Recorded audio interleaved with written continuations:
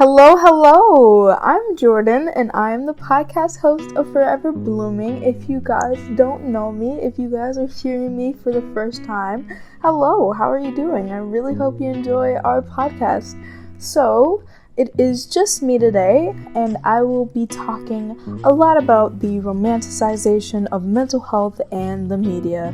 And when I say media, that can be covering across all sort of medias, as far as just like social media, as well as some news outlets, etc., movies, the vibe. So, in today's episode, I do want to make some disclaimers. We do have some trigger warnings in place for this episode that you should know about before you start listening. So, this episode, we will have mentions of suicide, self-harm, rape, sexual assault, and bullying. And that mainly comes from talking about the show 13 Reasons Why. And if you have watched 13 Reasons Why, you definitely understand why we have all those trigger warnings. So yes, if you are not in a safe space right now, if you are not mentally capable of listening to such dark topics, I would completely advise you to click off this episode and go watch or go listen to another one of our other episodes. So today we will be talking again about the romanticization of mental health, as well as the sort of complex issue of faking or self-diagnosing mental health conditions, which we'll be mentioning social media and the trend of faking the dissociative identity disorder, which in other words is named DID, and TikTok and the sort of relationship between that. And lastly, we will be talking about the incorrect representation of mental health in the media in general.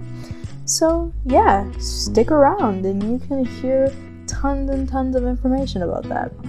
But first, we will of course be doing our Rose, Thorn, Bud, and for those of you who don't know, our Rose, Thorn, Bud is basically going over our rose, a highlight, success, small win, or something positive that happened today or within the last week, and our thorn, which is a challenge you experienced or something you could use more support with.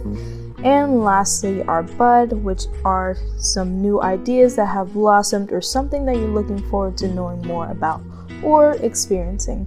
And that being said, I do want you guys to participate and tag along in doing your own little rose, thorn, bud, so you can check in with yourself, make sure you're mentioning a lot of positives and maybe mention a lot of negatives that you need some more support with, and potentially, talk to people about those negatives if you can. But it's important to check in with ourselves, which is why we have a Rose, Thorn, Bud. So just to get started, my rose of the week, I have been really obsessed with this show called Imposters on Netflix. I actually just got finished watching it before I started this episode, so it's really just running through my mind. Like the plot is muy bien. The show's characters are so complex, and the storyline, the writing, the cinematography. Wait, how do you say that? Cinematography, something like that. The shooting, like the photos, the video quality, etc. Everything about that show is just amazing, and I absolutely love it, and I would absolutely advise you guys to go watch it. I know that's not like a life-changing thing, but it's important to recognize the small sort of things that make you happy as well.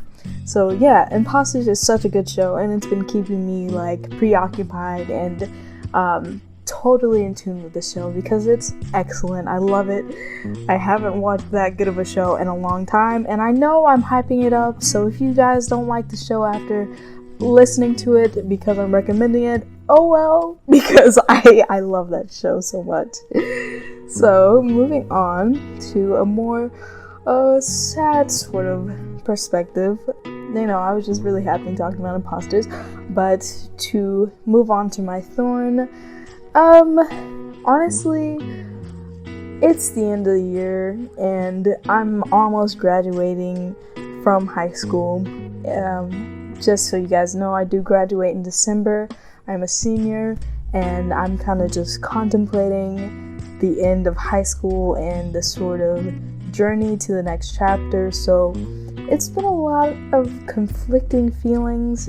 There's been a lot of happiness because it's finally over, and there's also been just a lot of reminiscing about past times, especially the traumatic sort of times while I was in high school, and just thinking about how every day will change essentially since I won't be in high school.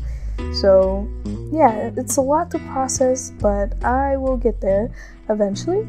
And a bud is sort of in relation to my thorn. I am super excited to start college and just again start that new chapter, even if I am afraid. But I'm also looking forward to our open mic night. I did say this last time, but I did want to put out some information about our open mic night. It will be postponed to December 4th due to just some scheduling issues on our sides. I'm so sorry about that. So if you do want to sign up for our open mic night, you can definitely do that, or follow us on our social medias to get more information about that. There is prizes involved, so who doesn't like prizes? So yeah, that being said, I'm looking forward to the future and my time in college, as well as just some new projects that Forever Blooming is going to pursue while we have been expanding our organization. So that being said, we will jump right into topic 1 and just talk about the basis of the romanticization of mental health. But before we get started, I do want to put out a disclaimer out there. All research that we use in this episode is based on United States statistics, so it may be different depending on where you live, so just keep that in mind. So if you guys don't know, the definition of romanticization in general, just to break it down a bit, to romanticize something is to think about or describe something as being better or more attractive or interesting than it really is. So if you're really thinking about the definition of romanticize, then we can sort of talk about the romanticization of mental health, which is describing mental health as more attractive than it really is. And a lot of people, well, I wouldn't say a lot of people, though the people who do romanticize mental health view it as something that is tragically beautiful, to put it into a few words. 2 words, I guess, not a few.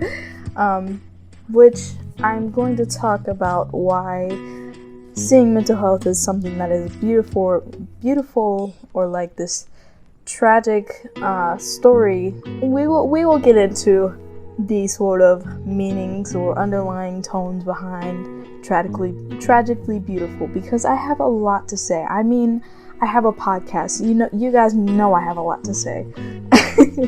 So I do want to say the basis of romanticization of mental health is being amplified by social media, and those who do have a social media account have probably seen this before in their lifetime.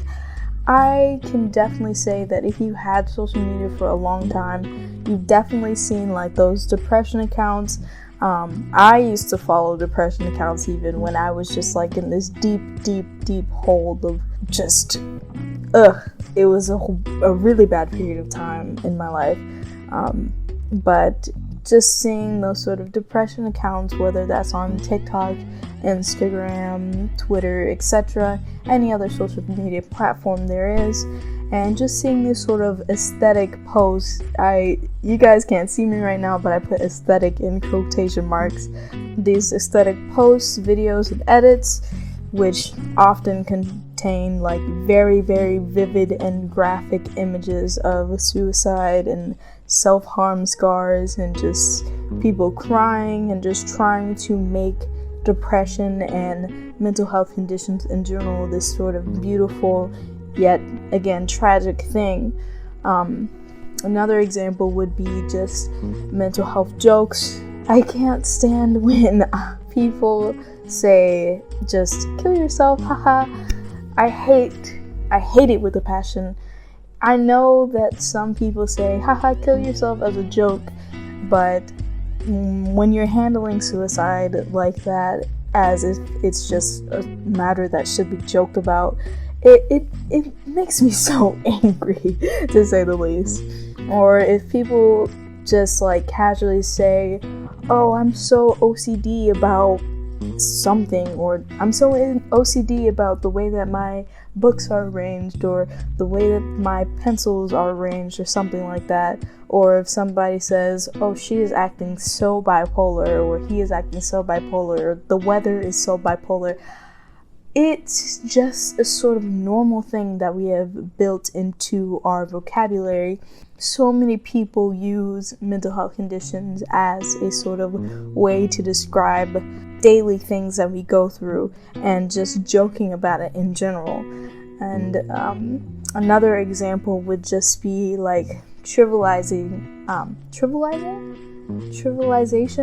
through like mental health memes and stuff.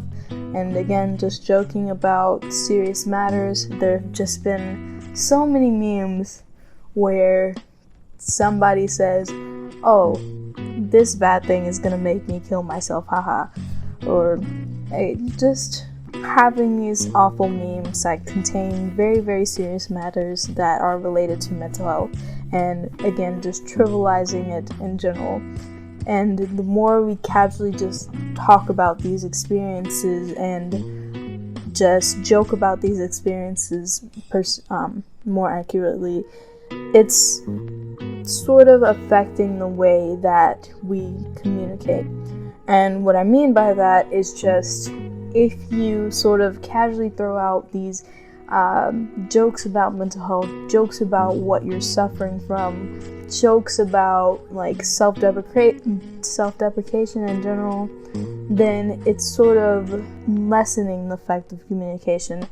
People will sort of say, oh, you're just joking, because they hear you say all of these mental health jokes about yourself.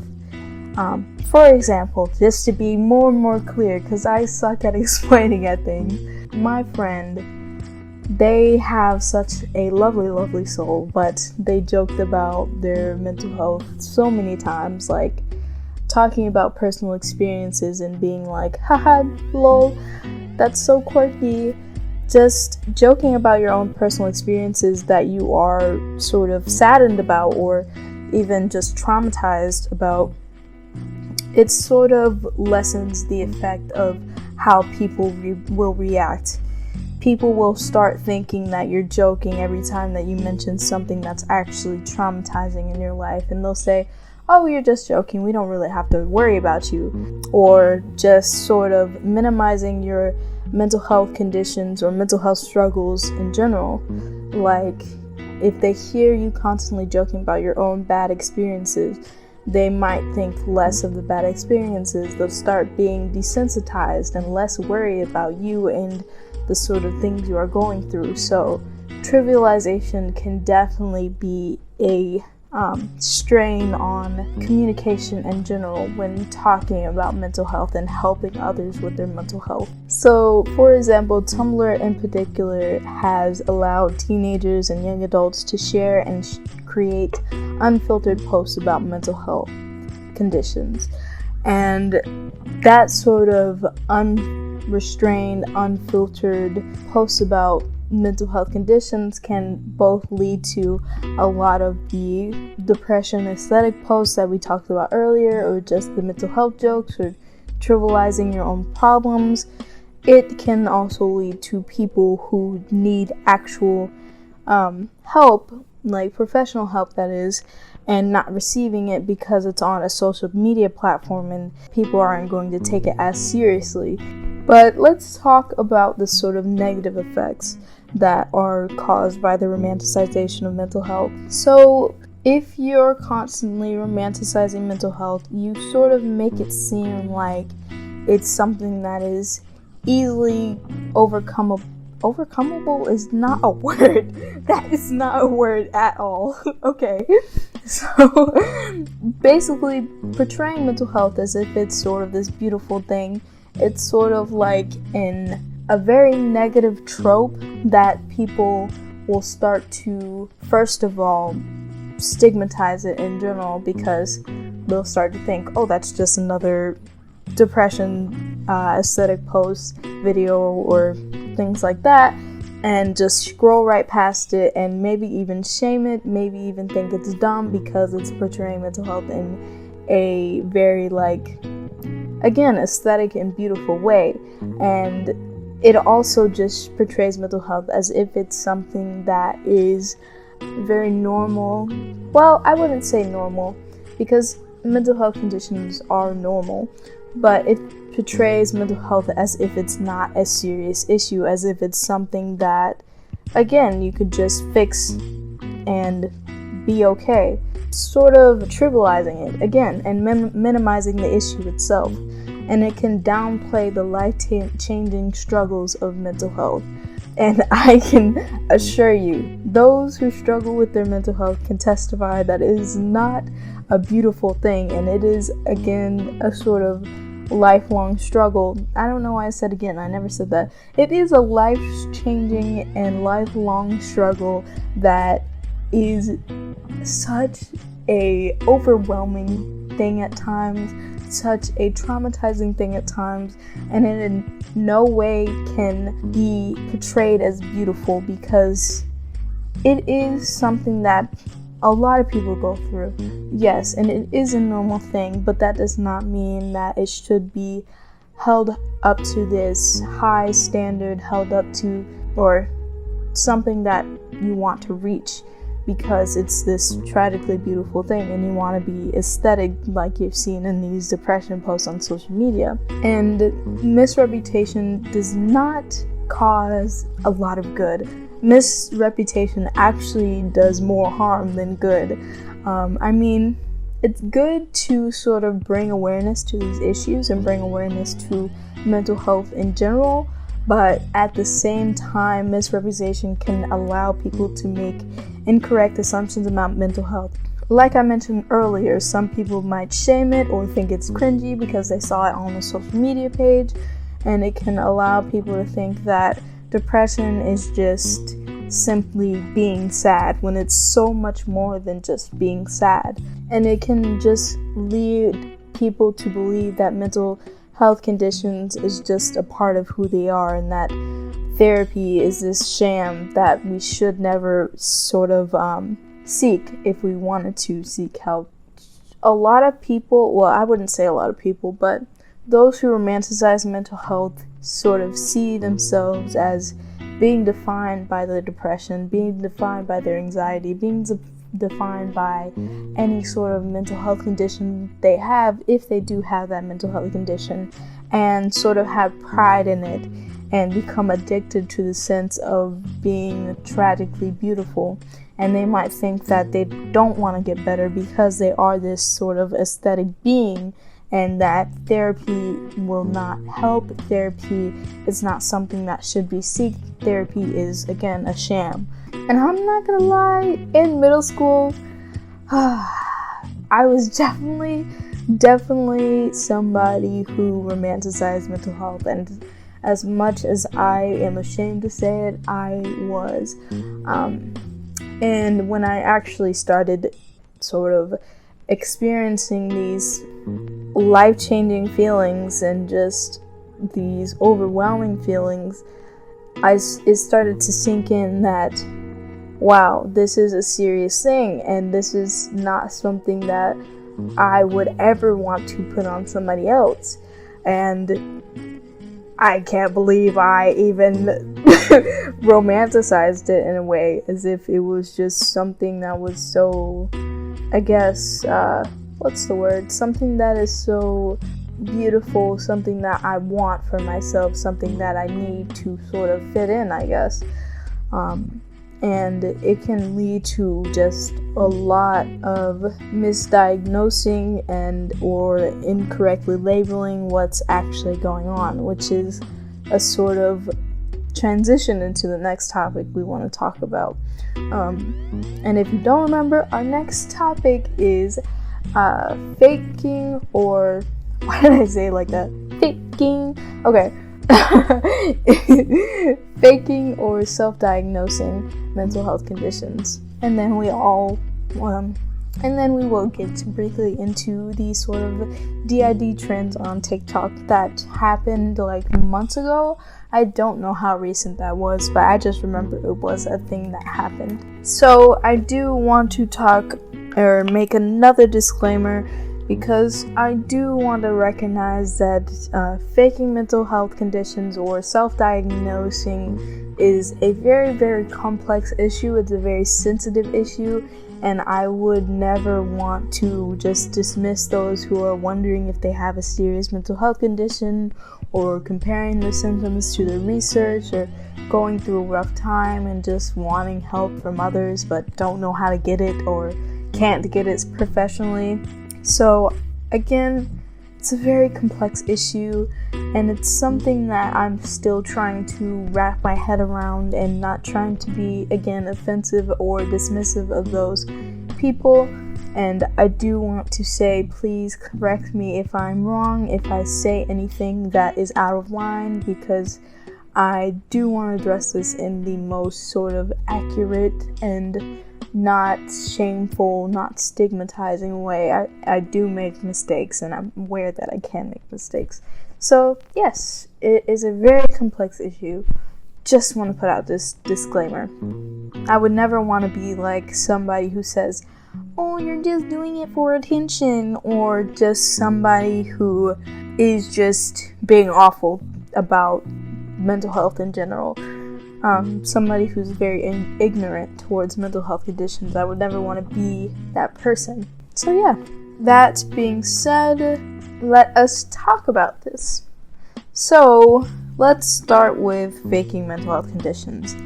So I do want to make the sort of statement that faking mental health conditions, or the perception that somebody is faking a mental health condition, is literally how the statement "doing it for attention" rose.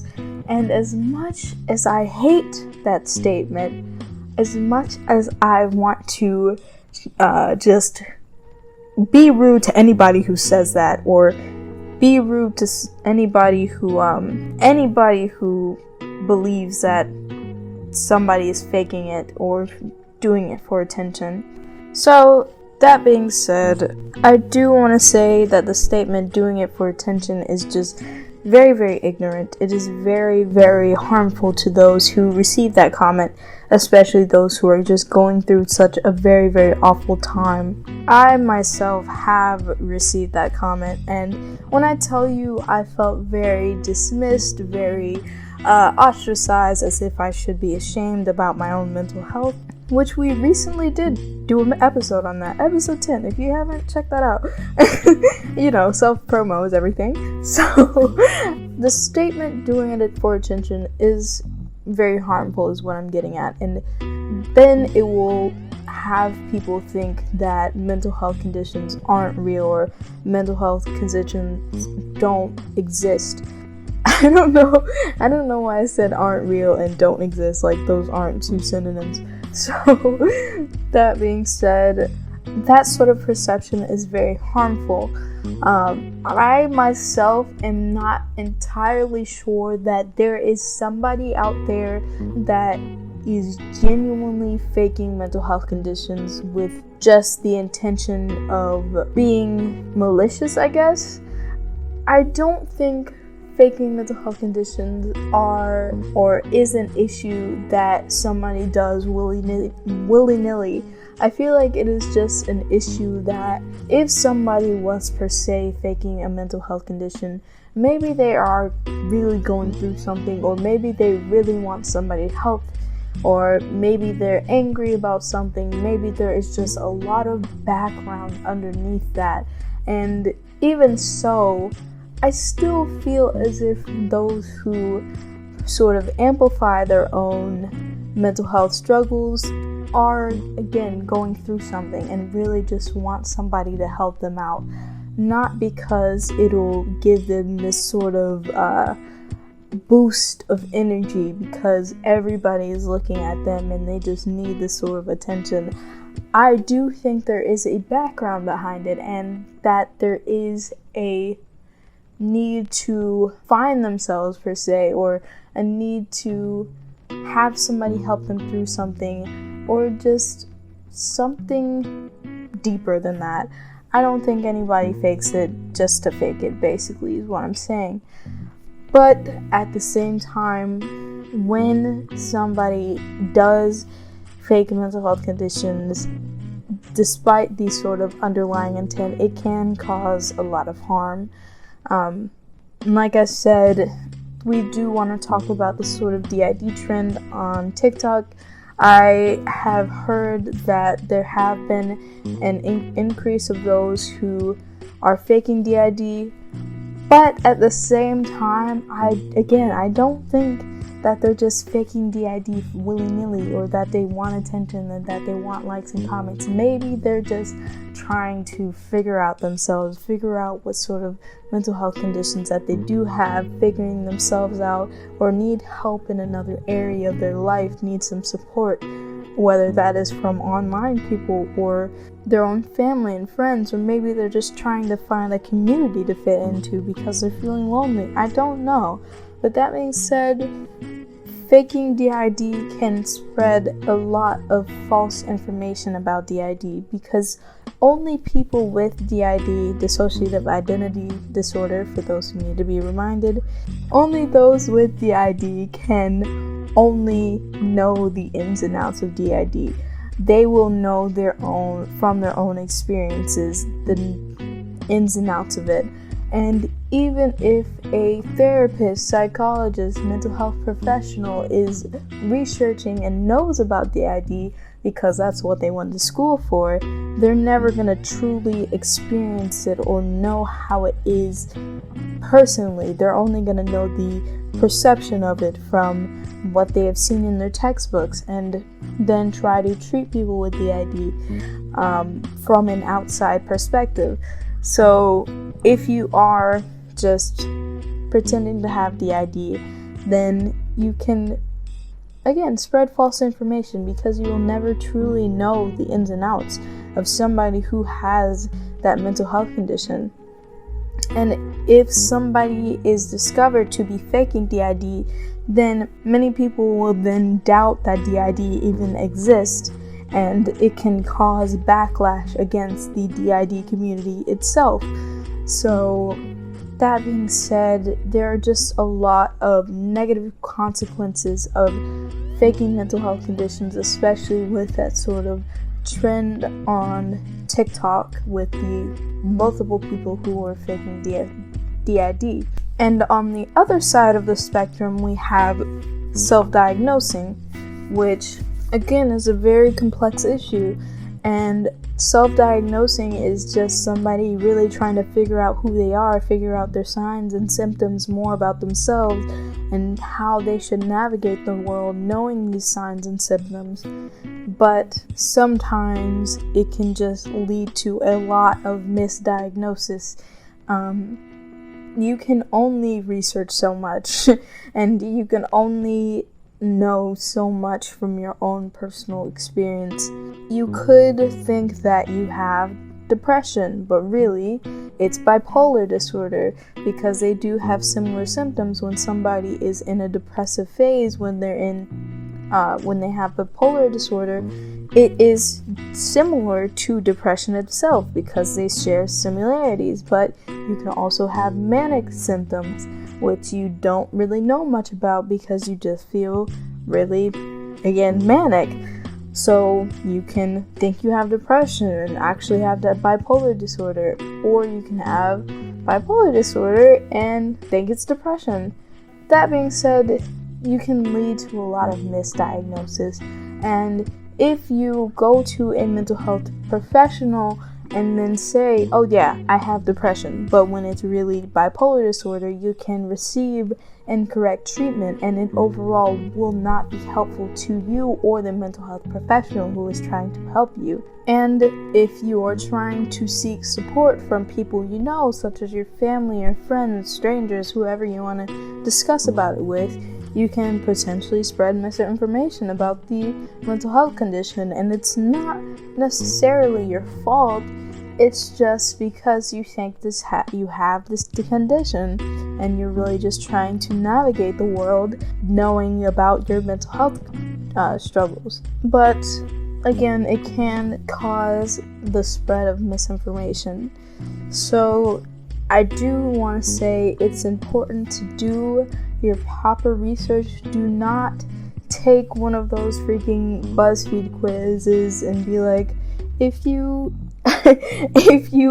fill out your favorite foods, well, guess how depressed you are if you have depression. Don't take random quizzes online that are like, do you have depression? Do you have bipolar disorder? And it's like a 5-question quiz that is irrelevant.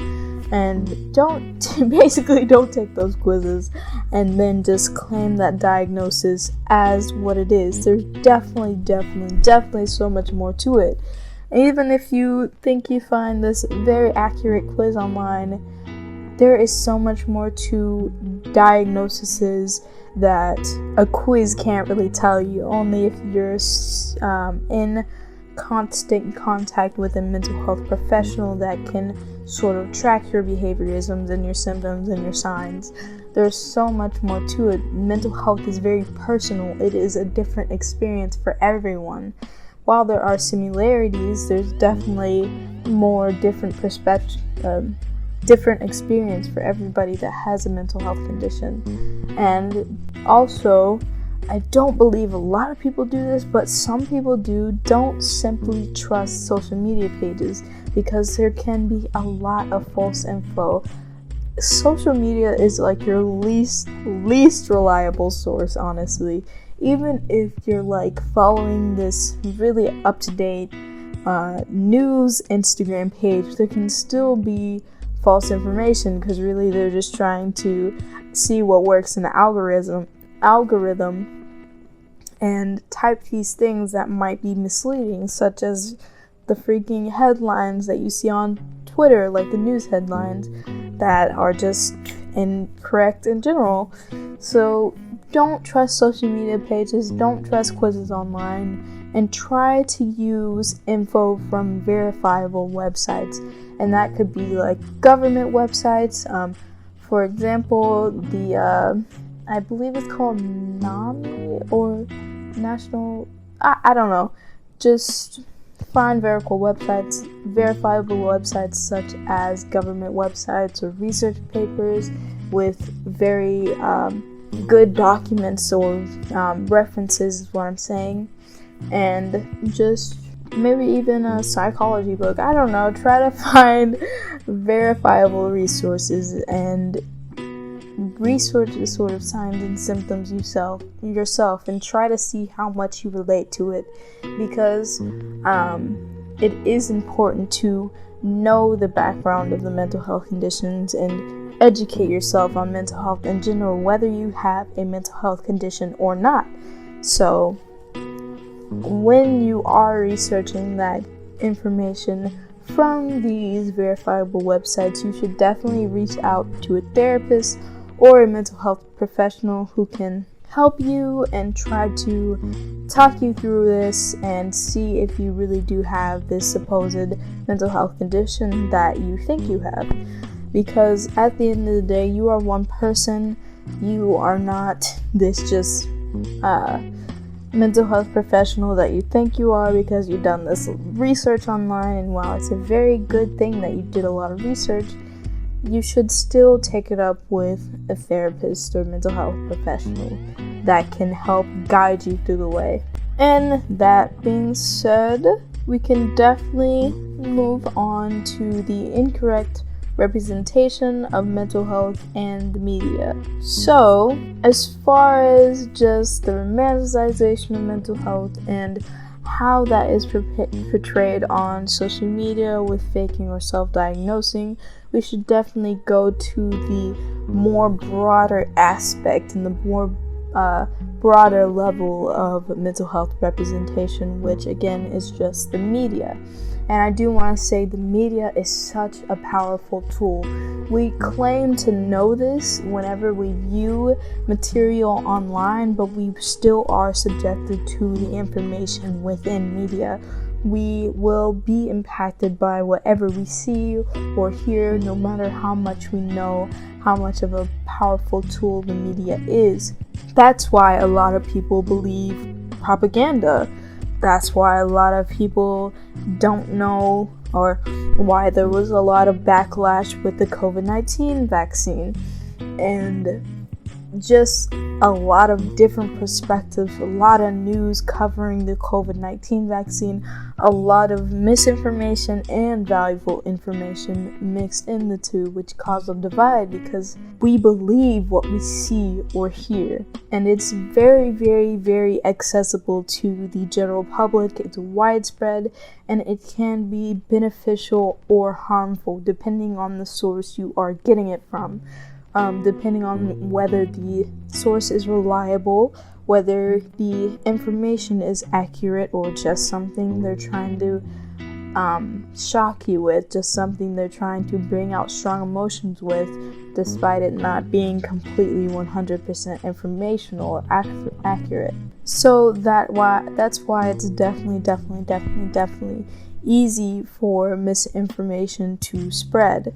And really, it's all about being careful with what you put out there.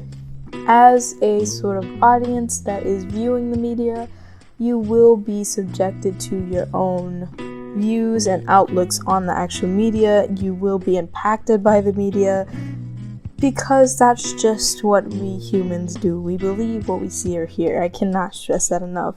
So yourself as a human being should be careful with what you put out there. Try to deal out information carefully. Try to be as just accurate as possible, and try to not spread as many lies. Try to stand from whatever point you stand with accurate information that helps people. And as much as I can say this, people still put whatever they want out there, but I don't know, just be careful. Just to be careful. That's exactly why I know a podcast is something that people are impacted by, and why I try to put as much research as possible. I say but I really have this amazing team behind me that helps me produce these episodes, and having people listen to these episodes on my team that help me to not put out information that is ill-informed. So yeah, just even if I do have a wonderful team, and if I do have background knowledge, I still will unfortunately put out stuff that is that will be taken any way that it will be taken, whether that's a positive view or a negative view. But the most important thing is to just be careful in general and be aware of what you're doing and what you're putting out there. So that being said, let's talk about the positive and negative media surrounding mental health. So good media surrounding mental health is responsible, accurate, and balanced.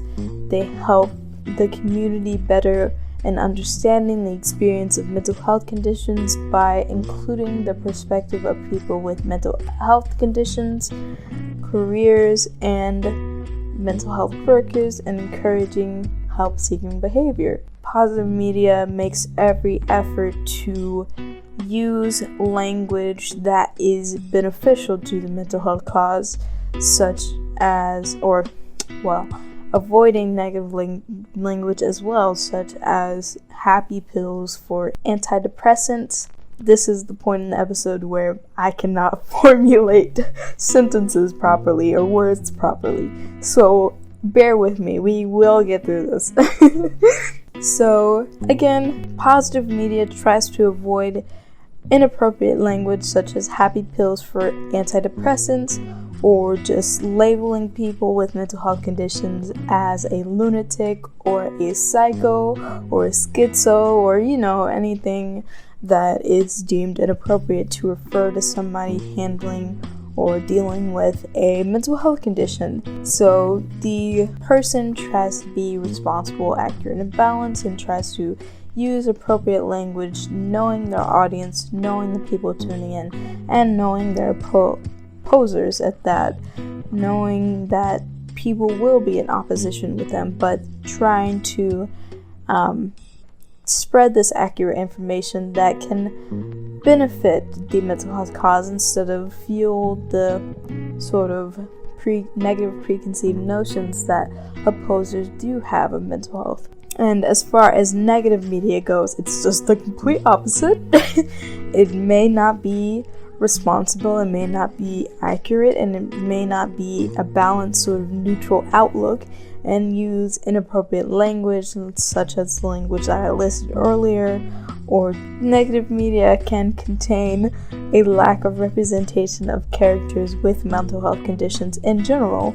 So it's either just a collection of negative information that hurts the mental health cause, or just a lack of representation in general. And when there is representation, it is often just a negative view, a negative outlook on mental health conditions. Like in movies, 1 in 4 people with mental health conditions kill someone or are portrayed as hurting others, or people with mental health conditions just most likely to be involved in violence in general. And I do want to say that this is often just in reference to people with schizophrenia, which contributes to the overall stigma against schizophrenia, and even just mental health conditions that are not talked about in general, which I should definitely have an episode in the future about that. You know what? That would be a good episode. I will definitely make an episode with that. Look at me, just brainstorming ideas while talking about the podcast. But there is just a sort of inaccurate example of mental health conditions, or just a lack of representation in general. And that just leads me to 13 Reasons Why. Woo, that show gets on my nerves, to say the least. So, 13 Reasons Why can both be seen as a sort of positive representation of mental health conditions, and it can also be seen as a very, very, very negative representation of mental health conditions. And I can definitely say, as a person who has watched like 3 seasons of the show, I believe that's all the amount of seasons that are out right now, as a person who has sat through all of that in hopes that they will represent mental health conditions more positively, it is definitely a more negative representation over the positives, honestly. But we will start off with the positives. I do want to say that 13 Reasons Why is a show that definitely brought exposure of mental health to the general public. Again, media is a very widespread and accessible thing to many people, so I commend 13 Reasons Why in trying to expose people to the ins and outs of mental health conditions, and especially choosing the taboo topic of suicide in general.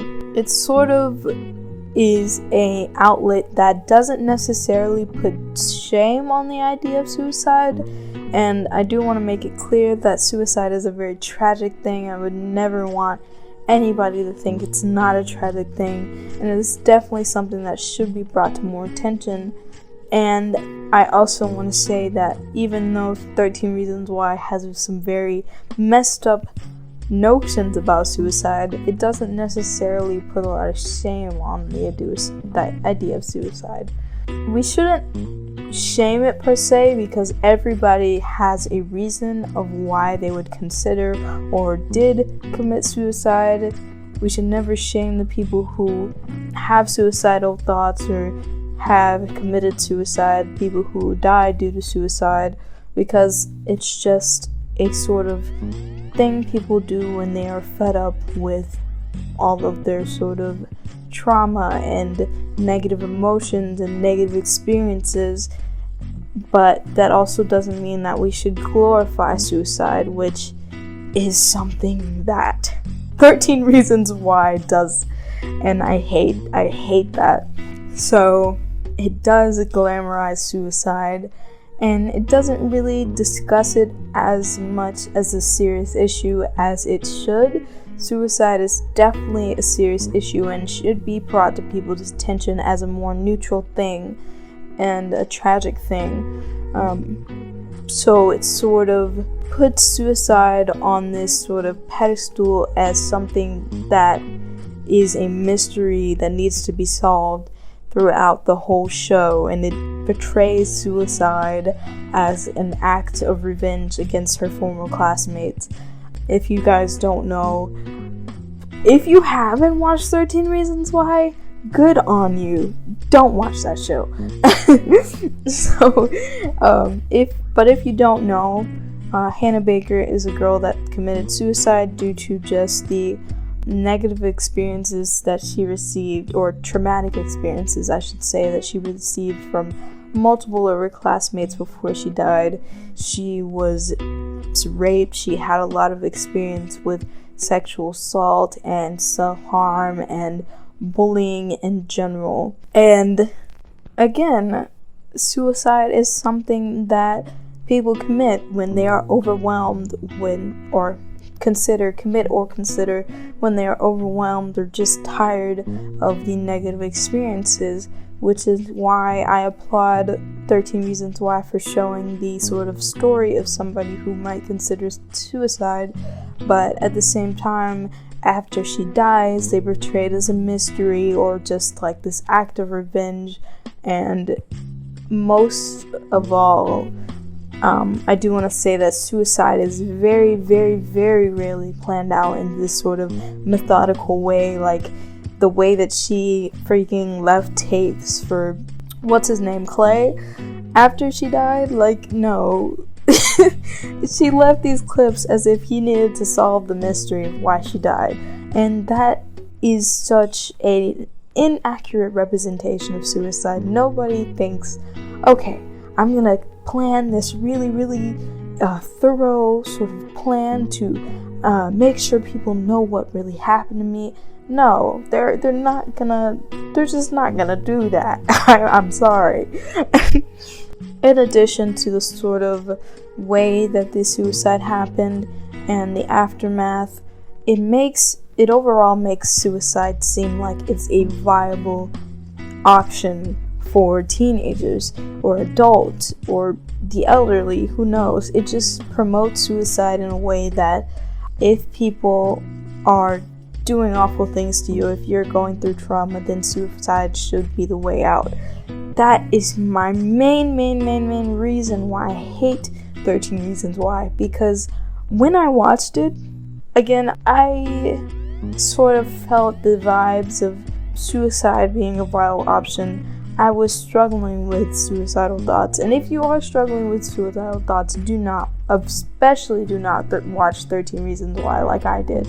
But as somebody who was suicidal, it made it seem as if suicide was this beautiful thing that I could do because I was facing all this trauma, and that is an awful thing to sort of experience or think after watching a show about it. If you're watching a show about suicide or ingesting material related to suicide, you should never think that it's a viable option after watching or listening to this material or media. You should think that it's a, again, tragic issue and not something that should be considered, or if you are considering it, that you should seek help for it. That should be the appropriate outcome, and that wasn't for many people. And after people watched 13 Reasons Why, there was a 28.9% increase in suicide rates among U.S. teens and students around the ages of 10 to 17 within that same month that 13 Reasons Why came out. And that is, I laughed But I didn't mean like in a sort of a that's hilarious sort of a way. Like, that is absolutely unbelievable type of way. Like, so many people felt the effects of 13 Reasons Why and thought that it would be okay to commit suicide, that it was appropriate to commit suicide because I saw somebody in this Netflix show do it, and the result caused a lot of loss and trauma and sadness and grief for the families who had to watch their friend, their loved one, their sibling, etc. commit suicide. Not watch them commit suicide, but deal with the grief surrounding suicide after someone passes away. And that's such an awful thing, and that's really all I can say about it. I can't say much else because it truly is just a horrible thing that this TV show that you're supposed to just enjoy for entertainment sort of led you into the spiral. And I'm not saying that 13 Reasons Why is the reason that people were struggling with their mental health, but just, again, the promotion and the glamorization of suicide led to so many people actually considering it, and then people actually doing it and committing it. That's exactly why I hate 13 Reasons Why and their portrayal of mental health in general. And another thing about 13 Reasons Why is that there wasn't even a lot of mention about mental health conditions in the first season. Like, we know that Hannah Baker committed suicide, but she was never sort of depicted as somebody with depression, somebody with anxiety, someone with even PTSD. She was just depicted as a normal teenage girl that one day just up and decided to commit suicide. And if you're going to have that topic within your show, you should also talk about mental health conditions and how they affect people, because 46% of people who die by suicide have a diagnosed mental health condition, which is a very, very, very high percentage. So to have a show about suicide and not mention a lot about mental health conditions in general is just a very non-consistent aspect of the show. But just to sort of put out some more positive mental health representation, because 13 Reasons Why I surely like that. The show Jessica Jones and the show This Is Us are some good mental health representations if you want to watch a TV show. And some books that I really, really love are Every Last Word or A Breath Too Late. Those books are such good mental health representations, and it's something that I could personally relate to, and it touched my soul. So if you do want to have sort of positive mental health representation media, then you should definitely watch those shows or read those books. And if you have not already, you should definitely listen to our podcast episode interviewing Rocky Callan, because she is the author of A Breath Too Late, and she is lovely. So, yeah. And that being said, that will be the end of our episode. Whew, it was a heavy one. Like, I really felt like I was gonna tear up at certain points. But, that's what happens when you talk about deep topics. But I'm very happy to talk about these sort of complex and deep topics. But that being said, our closing remarks. Our website is bloompod.wixsite.com/podcast. If you want to check it out, more about us, you can find us on Instagram, Twitter, and Facebook, all at Forever Bloom Pod, plus on TikTok at Forever Blooming Podcast. And the research and transcript for this episode is on Forever Blooming's website in the extra section, as well as in the description of our episodes. If you have not checked the descriptions of our episodes, you can definitely find our research and transcripts. I've never mentioned that. it's been the 12th episode now, and I've never mentioned that. It's in the descriptions. But our podcast guest form is in our episode section if you want to be on Forever Blooming, as well as our audience spotlight form where you can ask for advice to be featured in one of our episodes. We have an email called management@foreverbloomPod.org. Please let us know your thoughts, questions, and how we can improve our podcast because we love hearing from you. And be sure to check out our link tree in the description and make sure to like, comment, subscribe, and share with your friends if you enjoyed this episode. And have a great day, afternoon, or night whenever you're listening to this. Thanks for tuning in.